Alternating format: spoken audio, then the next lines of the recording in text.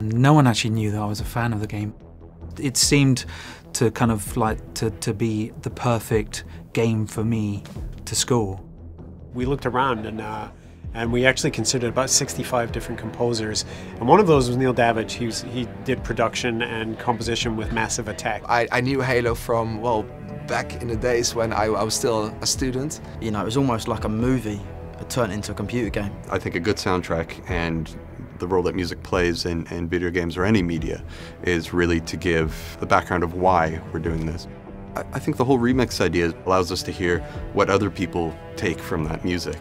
It was a cool thing to think of remixing Halo because it's, you know, one of the games with like some of the best music out of any video game made. I heard ASCENDANCY. It was just dark and gritty, and it just had some like lemon face, that's what I call it. It's just like, when you listen to it, you know what I mean? What I wanted to do when we remixed Revival was take what was already there, and taking from that we added some dubstep flares, some electro flares, you hear some hip hop drums. Something about REQUEM was just like a solid sound. It was like a violin section. It was beautiful. I was like, oh, that just, I had to chop that up and see what I can do with it. When I heard Green and Blue, I think for me that track gave me all the feelings of playing the first Halo game. I always remembered like huge orchestral big scores, so I knew straight away I wanted to remix one of the tracks with lots of strings. And it's exciting for us to hear what people pull out and what people focus on, because it's always surprising. It's not necessarily the hook that you expect. When I choose something that remix, I actually like to choose, you know, one of the more minute parts of a musical passage and kind of turn that into the hook. Like I took the drum loop, cut it up, completely mangled it. When I listen to kind of new remix pieces, it's just very fresh. It's coming from totally different perspective. The beauty of working with Neil is that he has all these really unique instrument sounds that he either creates from scratch or alters from existing sounds.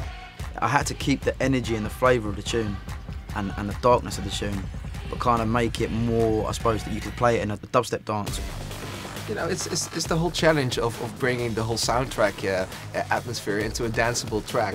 I sat there perfecting it, like even mixing it longer, like adjusting every little level just because I wanted it to be right. As soon as I finished it, I was like, this is it, perfect, I don't want to change anything. Take whatever connects to you and treat it as your own personal statement. I love it when people twist things, and you can mangle up the stems as much as you want as long as it sounds good.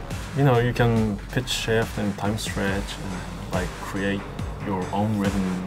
And I would say definitely listen to every little bit of, you know, the samples.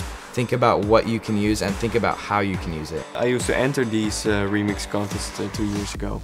It was like a big opportunity to remix a big artist. This is it right here. You have the stems to work with. Just go out and do something cool. I mean, it's Halo. Please enter the competition. Download every stem. Make sure you check them all out. Find the ones that you like the most. Do something crazy, blow our minds. Do your thing and don't be frightened to push things forward.